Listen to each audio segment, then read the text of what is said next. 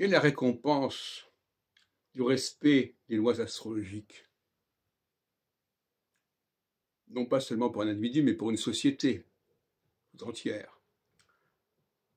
Quelle récompense de ceux qui savent à quel moment on est en phase solsticiale et quel moment on sort de phase solsticiale pour entrer en phase équinoxiale et inversement? Eh bien, c'est ce qu'on appelle la bonne vie, le bonheur.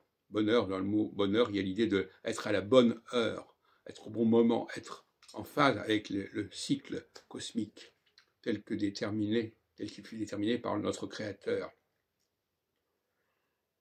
Donc, oui, il ne s'agit pas d'une récompense dans un au-delà, il s'agit de tout simplement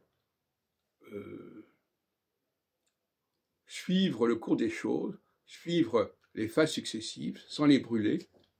Et actuellement, je trouve dramatique de devoir constater dans notre société française, par ignorance tout simplement, ou par méconnaissance, ou par incapacité à percevoir le cours des choses, que l'on ne respecte pas le moment solsticial dans lequel nous sommes actuellement, et qui veut que l'on évacue un certain nombre de choses, que l'on renonce à un certain nombre de choses.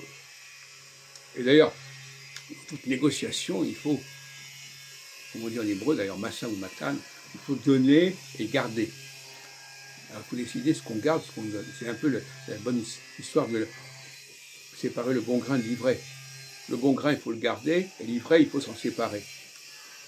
Donc, les gens sont déboussolés, ils ne savent pas où ils en sont, ils ne savent pas quelle est la bonne direction, et ils ne savent pas quel est le bon timing, ils ne savent pas à quel moment les choses vont basculer, vont glisser vers une autre tonalité.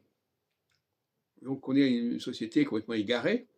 Alors, dans certains cas, puisque nous sommes impactés par les astres, donc nous sentons que les astres vont dans une certaine direction. C'est pour ça que les gens ont voté dans une certaine mesure pour le Rassemblement national, parce qu'ils sentent que c'est un temps où il faut renoncer à certaines choses, mettre fin à certaines choses, se débarrasser de certaines choses.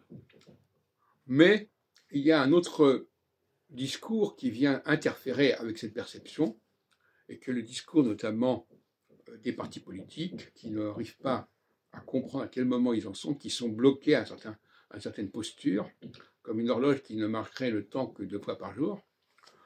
Et donc cette mauvaise conception du temps, ou cette absence de conception du temps, cette atemporalité, dans le sens où les gens ne sont pas athéistes, ils sont des gens qui ne croient pas que le temps a une structure, que le temps a un rythme. C'est ça le drame.